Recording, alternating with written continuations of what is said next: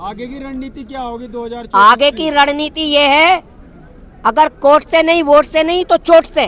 चोट का क्या मतलब है? चाहे हमें भगत सिंह, चंद्रशेखर आजाद या उस युग के गांधी जी, युद्ध लड़ोगे आप? बिल्कुल गृह युद्ध करना पड़े, यही हिसाब होगा। अब कहीं ना कहीं मुझे ये बहुत बड़ा खेल नजर आ रहा है कि 4-5 दिन पहले पूरा भारत का मीडिया, पूरा इंडिया का मीडिया, सारी एजेंसियां कांग्रेस को ही मतलब दिखा रही थी कि 5 राज्यों में बहुत बड़ा बदलाव होने जा रहा है, और जैसे ही भारतीय जनता पार्टी का एक बयान आता है फौरन पलटी मार देती है गोदी मीडिया। हम हारे जरूर हैं, मगर हमारे आज भी हौसले वही बुलंद हैं, और हारे को सिकंदर कहते हैं, ऐसा नहीं है। मगर आज से ही हमने कोशिश कर दी है 2024 की शुरू। जी, तो हारे को सिकंदर का कहते हैं, जीते हुए को सिकंदर कहते हैं, जो जीता वही सिकंदर। अब मोदी जी है सिकंदर। देखिए मोदी जी सिकंदर है, ना भारतीय जनता पार्टी सिकंदर है। अगर सिकंदर है तो ईवीएम सिकंदर है। आप तो ट्रेंडिंग में करने लग गए कि राहुल गांधी कौन होती है। मैं एक शेर सुनाऊंगा, 100 बात की एक बात, कि हमें तो अपनों ने लूटा, गैरों में कहाँ दम था। हमें तो अपनों ने लूटा, गैरों में कहाँ दम था। हमें ईवीएम ने हराया, मोदी जी में कहाँ दम था। और रही बात, आपकी बात मैं काटूंगा कि पनौती, सबसे बड़े जो पनौती हैं हमारे देश के लिए, वो देश के प्रधानमंत्री नरेंद्र मोदी जी हैं, क्योंकि उनको खुद को डर सताने लगा था अपनी भारतीय जनता पार्टी का हार का, इसलिए वो बाहर चले गए। इसी का तो क्योंकि मशहूर हो गए थे वो। इसी का खामियाजा तो कांग्रेस को भुगतना पड़ा है। ये बिल्कुल आपकी जो बात है बिल्कुल 100% गलत है। राहुल गांधी जी जो हैं, ऐसे व्यक्ति इस देश के वो बेटे हैं कि अगर वो बंजर में चले जाएं तो गुलिस्तान भी हरा कर दें। तो हरा क्यों नहीं हुआ 5 राज्य? देखिए कहीं ना कहीं मुझे ये बहुत बड़ा खेल नजर आ रहा है कि 4-5 दिन पहले पूरा भारत का मीडिया, पूरा इंडिया का मीडिया, सारी एजेंसियां कांग्रेस को ही मतलब दिखा रही थी कि 5 राज्यों में बहुत बड़ा बदलाव होने जा रहा है, और जैसे ही भारतीय जनता पार्टी का एक बयान आता है फौरन पलटी मार देती है गोदी मीडिया।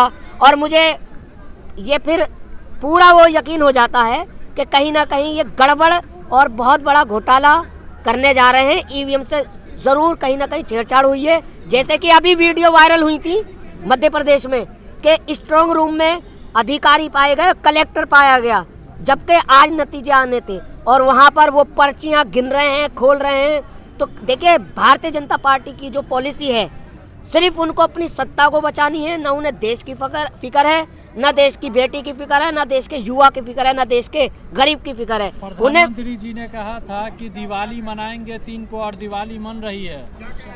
देखिए मैं ऐसी दिवाली को नहीं मानता जो झूठी दिवाली मना रहे। दिवाली बीजेपी ऑफिस में कैसी बात कह रहे हैं? अमित शाह कह रहे थे ना, अब माने ना माने बिल्कुल मनाएं, मैं कब मने कर रहा हूँ, मगर वो कितनी भी बुराई इस देश में पैदा कर ले, एक न एक दिन सच्चाई की जरूर जीत होगी। बुराई कितनी भी ताकतवर हो, हमेशा सच की ही जीत होती है। तो सच की तो जीत हुई है। जनता का अपमान किया राहुल गांधी ने। जनता का अपमान किया है नरेंद्र मोदी जी ने, लोकतंत्र का गला घूंटा है उन्होंने, और इसमें दोषी मैं ठहराऊंगा देश के जो हमारा ये चुनाव आयोग है ना, सबसे बड़ा फेरबदल, जैसे ये बिल्कुल आंखें मूंद के बैठ जाता है, विपक्ष को ही दोषी ठहराता है, और जो सत्ता में बैठी हुई सरकार है उसकी गोद में बैठा हुआ है। एक तरह का कह लीजिए कि जैसे रखेल और दलाल बना हुआ है भारतीय जनता पार्टी का। सारा श्रेय मैं दूंगा इस जीत का चुनाव आयोग को। बताइए 19 लाख जो ईवीएम थी वो कहाँ चली गई? जवाब है चुनाव आयोग के पास। ईवीएम का कब तक आलाप हो गया आप लोग?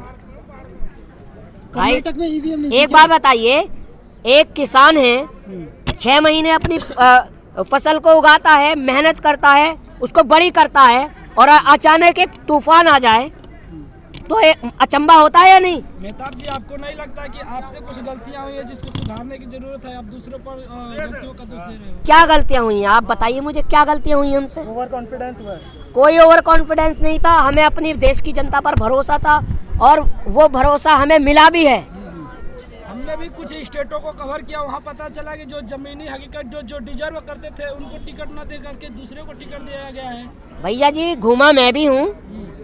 जहाँ तक मेरी देश की जनता से, चाहे वो अमीर हो, गरीब हो, मजदूर हो, चाहे वो देश की बेटी हो, देश का नौजवान हो या देश का बेरोजगार बेटा हो, सब कुल मिला के उनका यही कहना था कि कांग्रेस आ रही है, राहुल गांधी की मेहनत रंग ला रही है। तो मैं कहाँ से मान लूँ कि भारतीय जनता पार्टी को वोट दिया है, जब वो खुद कह रहे हैं कि हम वोट नहीं दे रहे, तो कहाँ से जीत रही है? ये बताइए पनौती किसको मानते हैं, ये बताइए पहले। मैंने अभी कहा ना, मैं बिल्कुल चैलेंज बोल रहा हूँ। इस देश के लिए सबसे बड़े पनौती हैं तो हमारे देश के प्रधानमंत्री हैं, जो 41 जवानों को खा गए, अपने देश के किसानों को खा गए 700। आगे की रणनीति क्या होगी 2024? आगे की रणनीति ये है, अगर कोर्ट से नहीं, वोट से नहीं, तो चोट से। चोट का क्या मतलब है? चाहे हमें भगत सिंह, चंद्रशेखर आजाद या उस युग के गांधी जी, युद्ध लड़ोगे आप? बिल्कुल गृह युद्ध करना पड़े, यही हिसाब होगा अब।